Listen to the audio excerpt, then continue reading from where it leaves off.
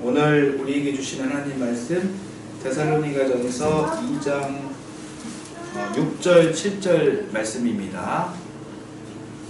한 절씩 저와 같이 읽겠습니다. 6절 7절. 우리는 또한 여러분에게서든 다른 사람에게서든 사람에게서는 영광을 구한 일이 없습니다. 물론 우리는 그리스도의 사도로서 권위를 주장할 수도 있었습니다. 그러나 우리는 여러분 가운데서 마치 어머니가 자기 자녀를 돌보듯이 유순하게 처신하였습니다. 아멘. 오늘은 데살로니가전서 시리즈 13번째입니다.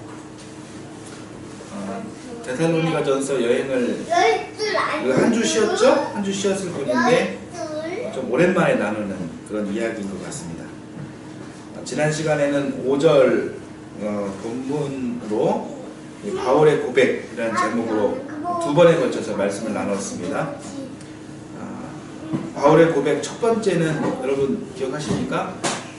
아첨하며 살지 않았습니다 라는 것이었고, 다른 하나는 두 번째는 폭력을 위하여 종교적 구실을 만들지 않았습니다 이었습니다. 기억하시죠? 예, 그 두 가지였습니다. 근데 바울의 고백이 두 가지가 끝이 아니고요. 오늘 본문에 한 가지를 더 이야기하고 있습니다. 자, 우리 6절을 한번 다시 한번 볼게요. 6절 같이 읽겠습니다. 우리는 또한 여러분에게서든 다른 사람에게서든 사람에게서는 영광을 구한 일이 없습니다. 사람에게서는 영광을 구한 일이 없다, 이런 이야기입니다. 이게 무슨 말일까요? 여기에서 영광에 대한 헬라어는요, 저를 한번 따라서 해보실까요? 독사. 예, 독사입니다. 예, 독 있는 뱀과 같은 그런 같은 발음이에요. 독사. 그러나 뜻은 완전히 다르죠? 다릅니다. 영광입니다. 영광인데 보통 이 독사가 어떻게 사용되는 거냐면요, 하나님께 드리는 영광에 사용되는 말이 독사예요. 예를 들자면은 우리가 이제 매주마다 우리가 주기도송을 부르잖아요. 대개 주의 나라 주의 권세 주의 영광 영원히 아멘 할 때 이 쓰는 주님께 영광을 올려드릴 때 쓰는 단어가 독사라는 것입니다. 독사는 이렇게 하나님의 권위를 찬양할 때 쓰는 말입니다. 때문에 저는 이제 말씀을 준비하면서 사실 이 바울 사도가 6절에서 이 독사를 사용한 것은 좀 과도한 것이 아닌가, 이런 생각을 좀 했었습니다. 그런데 한 번 더 생각을 해봤더니 왜 바울 사도가 이 문맥에서 독사를 사용했는지 이해할 수 있었습니다.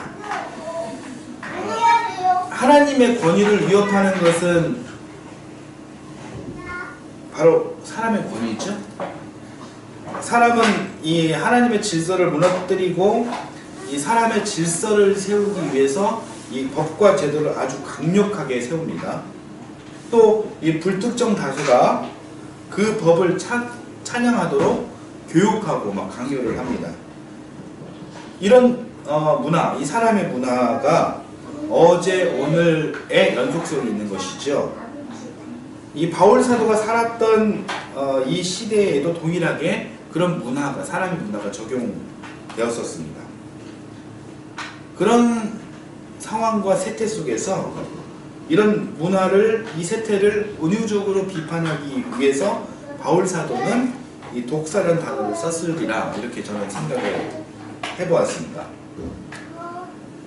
그러나 이 독사가 사람에게 사용될 때는요, 우리말 해석 이 영광이라는 그런 단어보다는요, 사실 명예라는 뜻으로 보는 것이 더 적절합니다. 영광이라는 말은 사람에게 쓰는 말이 아니죠. 그래서 6절을 살짝 한번 바꿔서 한번 제가 살짝 한번 바꿔봤는데요. 한번 다시 한번 읽어볼까요? 자, 데살로니가전서 2장 6절 뉴 버전으로 다시 한번 읽어보겠습니다. 우리는 또한 여러분에게서든 다른 사람에게서는 명예를 구할 일이 없습니다. 자, 이렇게 바꿔서 읽어볼 수가 있습니다. 나는 사람의 명예는 구하려고 하지 않았습니다. 바울 사도가 지금 이렇게 고백하는 거예요. 자, 명예가 무엇일까요? 명예를 아주 단순하게 우리가 생각했을 때 여러분 명예하면 떠오르시는 것이 무엇입니까? 잠깐만요. 신지사님 이쪽으로 오시면 안 될까요? 제가 목이 너무 아파가지고. 네. 지금 NG. 네. 자, 여러분 명예를 얻는다는 것이 무엇일까요? 명예가 무엇일까요? 명예를 아주 단순하게 생각했을 때 여러분 떠오르시는 것이 무엇입니까? 사회적 지위, 그리고 다른 사람들이 막 부러워하는 자리, 뭐 그 정도로 우리가 이 명예라는 단어를 생각할 수가 있죠? 연상할 수가 있죠? 인간적인 명예이죠. 바울 사도는 이런 인간적인 그런 명예를 내세우거나 구하지 않은 사람입니다. 근거가 있습니다. 우리가 지난 시간에 우리 바울 사도가 이 빌립보에서 고난받았던 그런 스토리를 우리가 나눈 적이 있죠. 사도행전 16장 말씀이었습니다. 점치는 여인이 이 바울 일행을 막 따라다니면서 막 귀찮게 막 했던 것이죠. 구체적인 내용은 시간 관계상 생략을 하겠습니다. 이 일이 있은 후에 바울 일행은 심한 매를 맞고 감옥에 갇히게 되었습니다. 그리고 풀려나게 되는데 이 풀려나는 과정에서 어떤 일이 있었느냐? 자, 사도행전 16장 37절 38절 말씀을 함께 보겠습니다. 함께 읽겠습니다. 바울이 그들에게 말하였다. 치안관들이 로마 시민인 우리를 유죄 판결도 내리지 않은 채 공공연히 때리고 감옥에 가두었다가 이제 와서 슬그머니 우리를 내놓겠다는 겁니까? 안 됩니다. 그들이 직접 와서 우리를 석방해야 합니다. 관리들이 이 말을 치안관들에게 전하니 그들은 바울과 실라가 로마 시민이라는 말을 듣고서 두려워하였다. 자, 상황이 완전히 반전이 된 것이죠. 자, 반전이 된 이유는 바울이 로마 시민권자라는 사실이 드러나면서부터입니다. 자, 시민권자인 바울이 이렇게 지방의 이 관리들에게 이 매맞을 이유가 없는 거예요. 감옥에 갇히는 것은 있을 수가 없는 일입니다. 매맞기 전에 미리 좀 이야기하지. 맞을 것 다 맞고 당할 거는 다 당하고 나서 지금에서 이런 이야기를 바울이 왜 하는 것일까요? 바울이 몰랐을까요?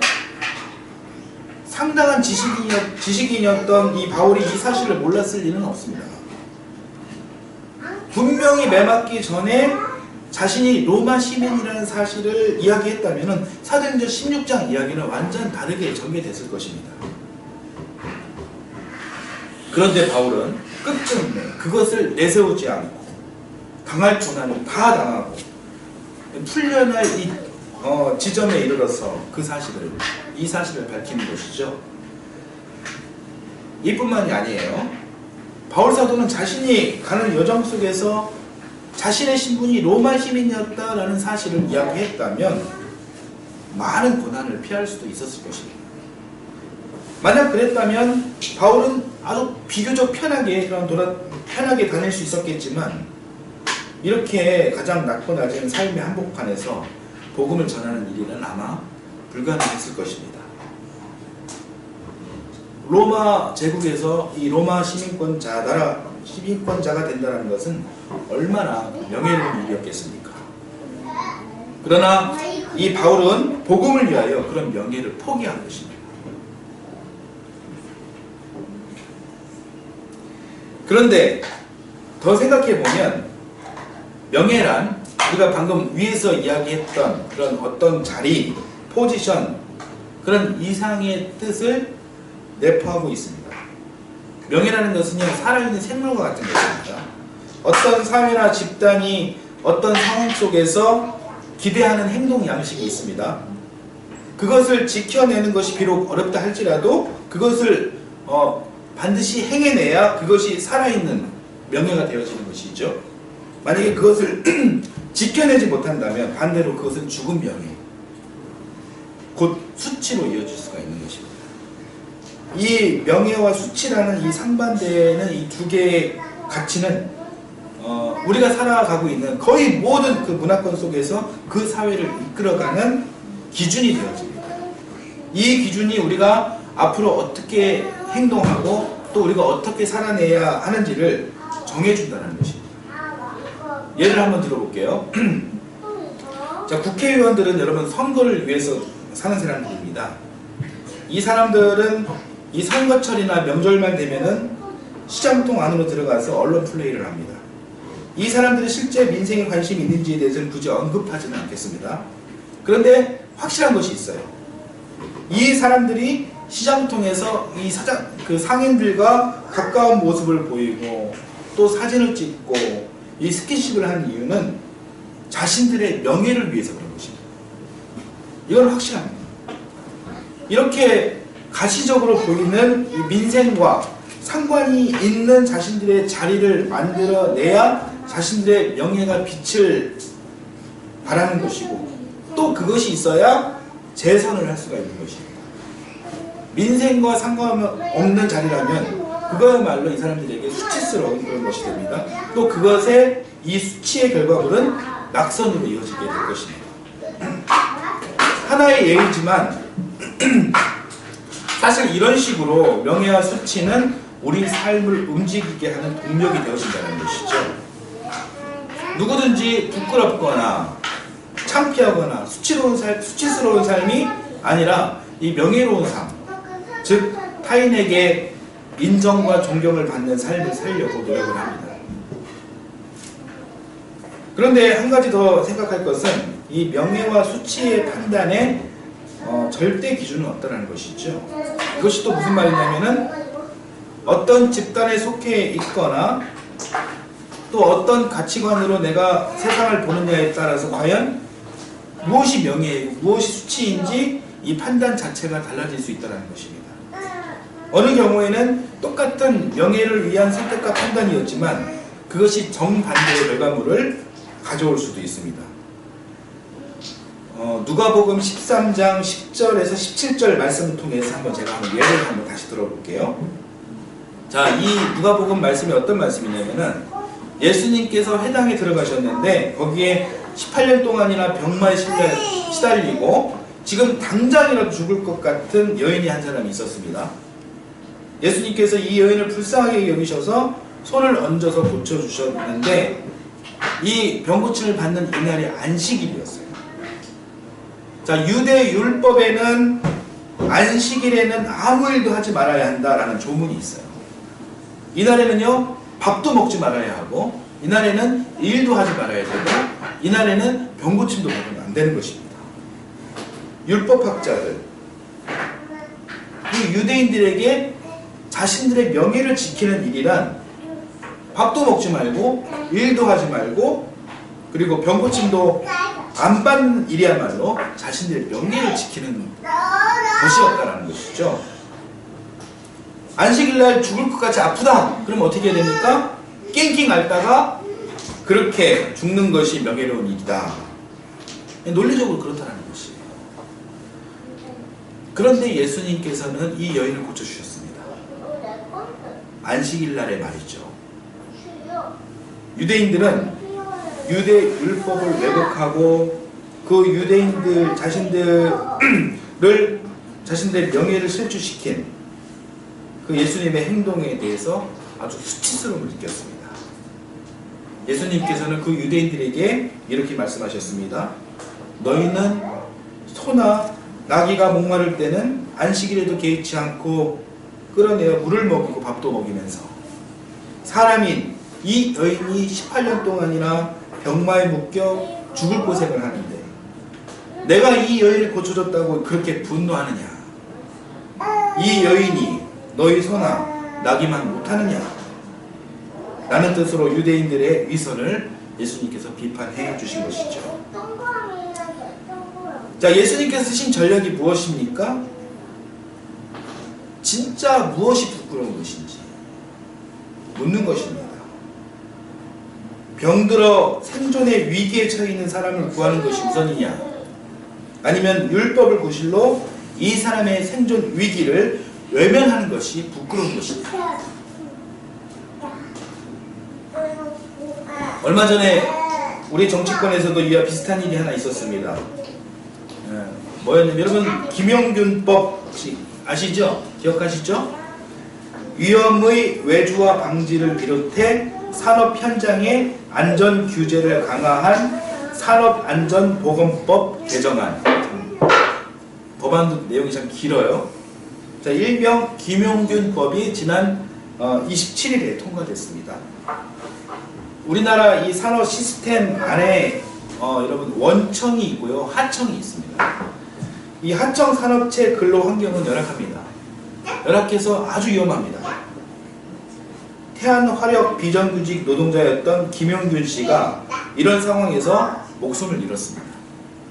그래서 김용균법은 원청 산업체, 자, 대기업이 이 하청 산업체, 이 소기업, 이 근로자의 안전 문제까지 책임져야 한다는 법안이 김용균법이에요. 안전을 강화하자라는 것이 김용균법입니다. 안전하자, 사람 죽는 일이 없도록 하자. 너무나 당연한 법이죠? 이 당연한 법안이 이 수년 만에 입법화되었지만 이 법안을 심의하고 통과하는 과정에서 이 자유한국당 어떤 국회의원은 이 법안 통과를 반대했습니다. 그 이유는 대기업이 경제적 손실을 보게 된다. 그래서 우리나라 전체 산업이 흔들릴 수 있다. 이런 논리였습니다. 또 어떤 자유한국당 어떤 국회의원들은요, 이 법안 심의를 하는 시간에 보란듯이 베트남 다낭으로 휴양을 떠났습니다. 법안에 관심도 없고 또 찬성하기도 싫으니까 보란듯이 떠난 것이죠. 열악한 환경 속에서 이 소중한 목숨을 위협받으며 여전히 노동을 하고 있는 이 사람을 구하는 것이 우선이냐, 아니면 이 거대한 자본의 질서를 옹호하기 위해서 이 힘없는 이 노동자들의 위기를 외면하는 것이 부끄러운 것이냐. 여기에 대한 대답을 우리 예수님께서 해주십니다. 그 말씀이 누가복음 13장 15절, 16절, 17절입니다. 우리 이 말씀을 우리가 함께 한번 읽어보겠습니다. 같이 읽겠습니다. 주님께서 그에게 대답하셨다. 너희 위선자들아, 너희는 저마다 안식일에도 소나 나귀를 외양간에서 풀어내어 끌고 나가서 물을 먹이지 않느냐. 그렇다면 아브라함의 딸인 이 여자가 18해 동안이나 사탄에게 매여 있었으니 안식일에라도 이 매임을 풀어주어야 하지 않겠느냐. 예수께서 이 말씀을 하시니 그를 반대하는 사람들은 모두 부끄러워하였고 우리는 모두 예수께서 하신 모든 영광스러운 일을 두고 기뻐하였다. 아멘. 자, 오늘 바울이 말하고 있는 것도 바로 이것입니다. 바울 역시 이 명예와 수치라는 이 두 가치가 이끌고 가는 이 문화 속에서 지금 살고 있습니다. 과연 무엇이 명예이고 무엇이 수치인지. 바울에게 있어서 이 복음은 이전에 자기가 가지고 있던 이 가치관을 바꾸는 것이었습니다. 바울이 그동안 생각했던 이전의 가치가 무엇이었을까요? 오늘 본문에서는 뭐라고 나옵니까? 사람으로부터 구하는 명예라고 이야기하고 있습니다. 이것은 바로 사람의 질서이죠. 이 질서를 확고히 하고 견고히 하기 위해서 당시 권력을 가진 이 유대 종교 지도자와 로마 정치 지도자들은 이 사람의 질서, 이것이 제일로 좋은 가치인 양 숭배하고 퍼뜨렸습니다. 그렇게 살아왔습니다. 그러나 바울은 오늘 말씀을 통해서 이것을 거부한 것입니다. 그러니까 이 바울이라는 존재가 이 사람들에게 이 불편한 이 골칫거리 존재였을 것이고, 이 복음대로 살고자 했던 이 바울에게 고난은 필연적일 수밖에 없었던 것입니다.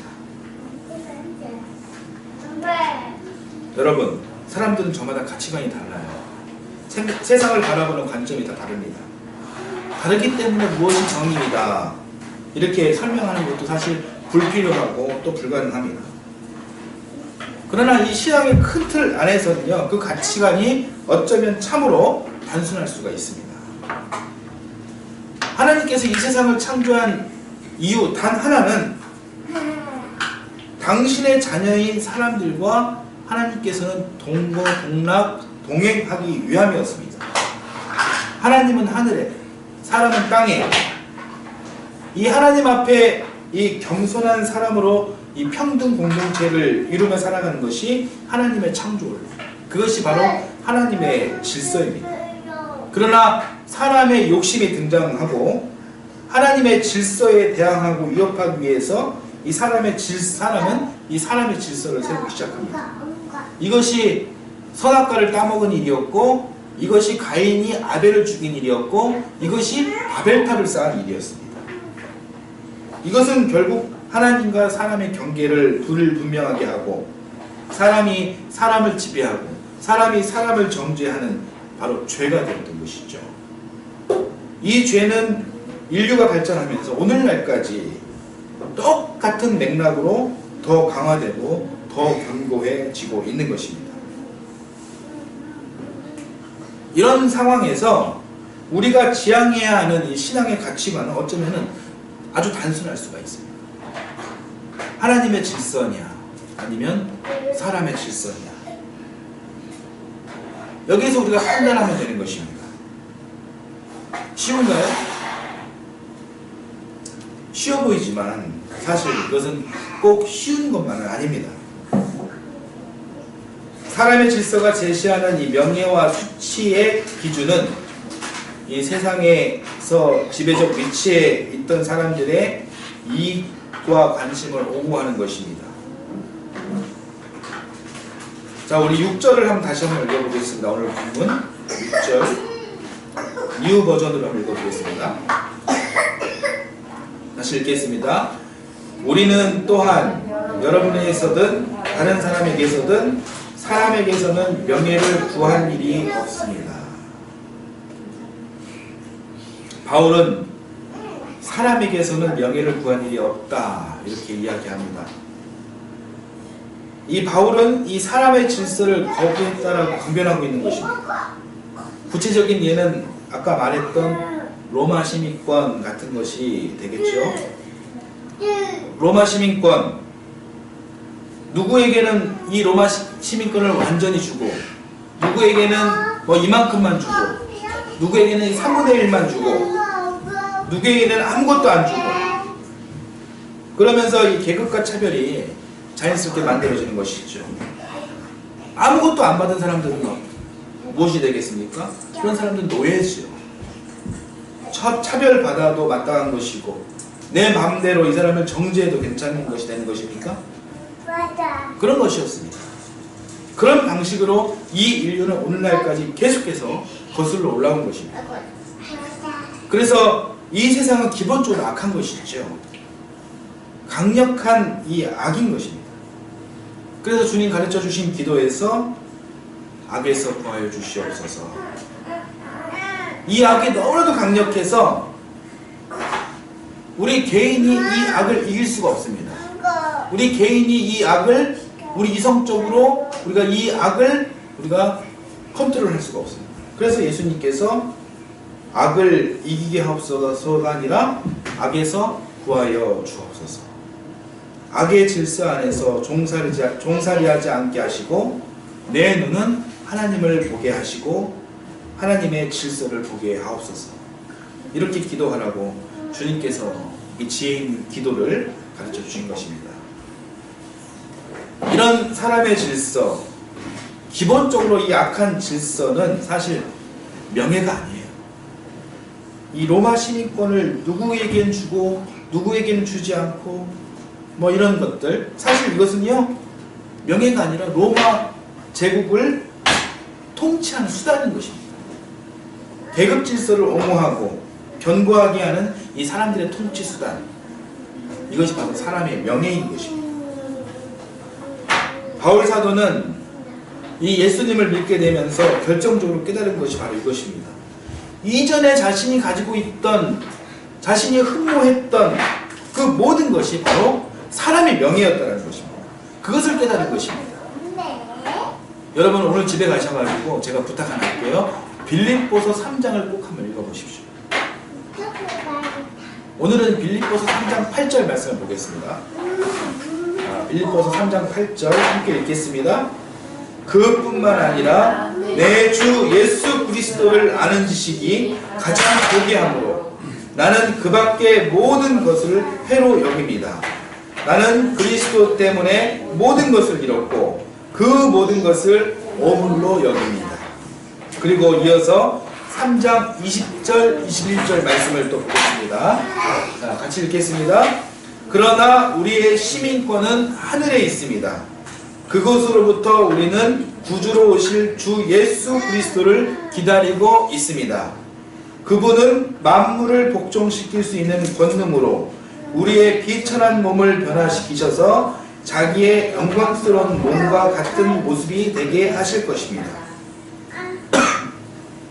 바울 자신의 출신, 종교적인 열성, 학문, 이 모든 것을 이 바울은 오물로 여겼다는 것이죠.